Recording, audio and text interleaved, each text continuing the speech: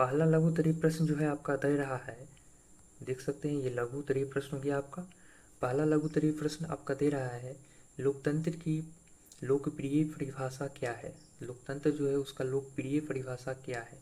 उत्तर लिखेंगे, Abraham Lincoln के अनुसार जनता के द्वारा और जनता के लिए शासन, यानी कि जनता के द्वारा जिसे चुना जाता है और जनता का ही शासन होता है और जनता के द्वारा ही चुना गया है, उसी को हम लोकतंत्र कहते हैं।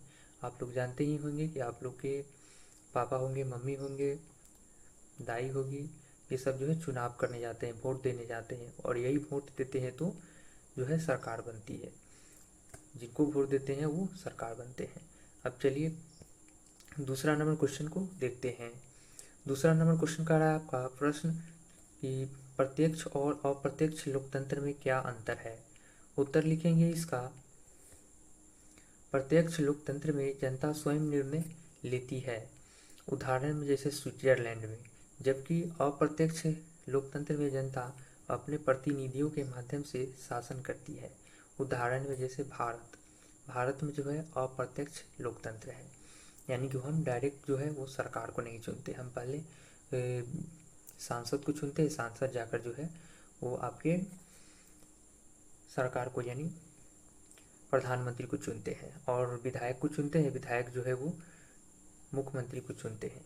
तो ये आपको समझ में आ गया होगा कि प्रत्यक्ष और अप्रत्यक्ष में क्या होता है। प्रत्यक्ष में जो डायरेक्ट जाकर हम चुनते हैं, डायरेक्ट हम वोट देते हैं, लेकिन अप्रत्यक्ष में जो है हम सांसद को वोट देते हैं, सांसद जो है जाकर प्रधानमंत्री को चुनते हैं, नरेंद्र मोदी को चुनते हैं कि हमको नरेंद्र मोदी को प्रधानमंत्री बनाना है, और जनता जो है उनके नाम पर वोट देती है, लेकिन वो पहले सांसद को वोट देती है और सांसद जो है जाकर चुनते हैं प्रधानमंत्री को। तो अप्रत्यक्ष और प्रत्यक्ष लोकतंत्र में आपको अंतर समझ में आ गया होगा। अब चलिए तीसरा नंबर क्वेश्चन को देखते हैं। तीसरा नंबर क्वेश्चन जो है आपका कह रहा है, लोकतंत्र की किसी एक विशेषता का वर्णन करें। लोकतंत्र के किसी एक विशेषता का वर्णन करें, और देखिए आपका उत्तर लिखेंगे, जन सहभागिता लोकतंत्र की प्रमुख विशेषता है। नागरिक चुनावों में भाग लेकर सरकार बनाते हैं। ये हो गया इसका उत्तर। आप लोग इसे लिख लीजिए कॉपी में।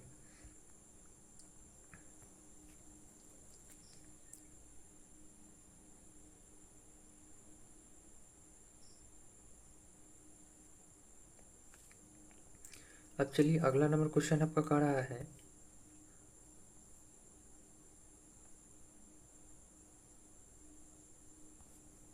अगला नंबर क्वेश्चन आपका कह रहा है कि लोकतंत्र के पक्ष में 4 तर्क दे। उत्तर लिखेंगे, जनता को शासन में भाग लेने का अवसर मिलता है। तो देखिए क्वेश्चन आपका पहले क्या कह रहा है, पहले समझ लीजिए।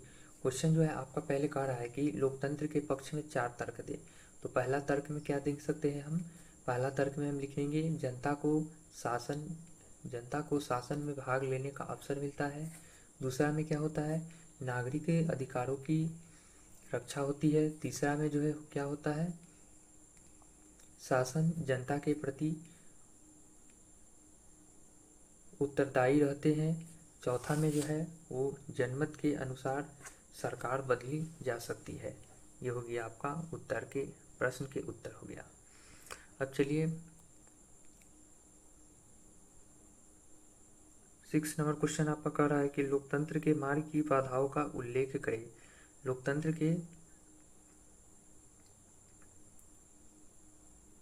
पहले जो है आपका 5 नंबर क्वेश्चन करना है, पहले 5 नंबर क्वेश्चन होगा, लोकतंत्र के विपक्ष में 4 तर्क दे। तो उत्तर लिखेंगे, निर्णय लेने में समय अधिक लगता है। दूसरा, अनपढ़ जनता गलत नेताओं को चुन सकती है।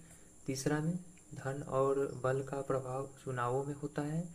और चौथा में अल्पसंख्यक की उपेक्षा हो सकती है।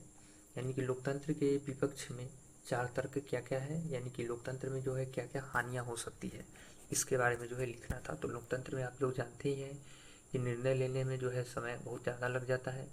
कोई भी आप सरकारी काम कराने जाइएगा तो उसमें जो है घूस लिया जाता है, और भी बहुत सारा चीज़ जो है होता रहता है, आप लोग को पता ही होगा।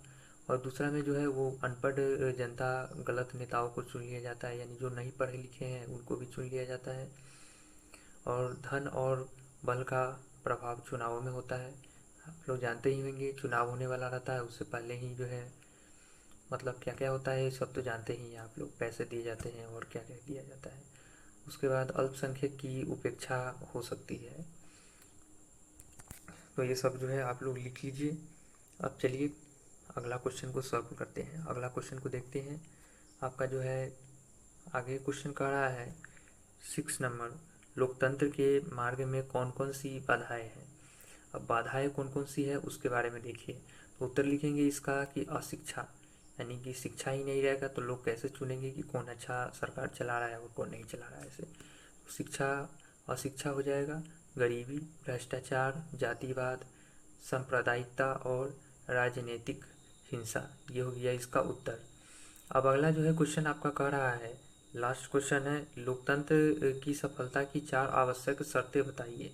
तो लोकतंत्र की सफलता की 4 आवश्यक शर्तें जो है, पहला शर्त में क्या है कि शिक्षित और जागरूक नागरिक होना चाहिए।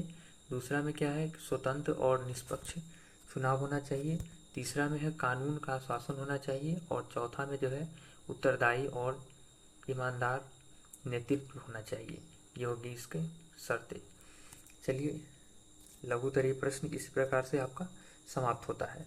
अब चलिए दीर्घ उत्तरीय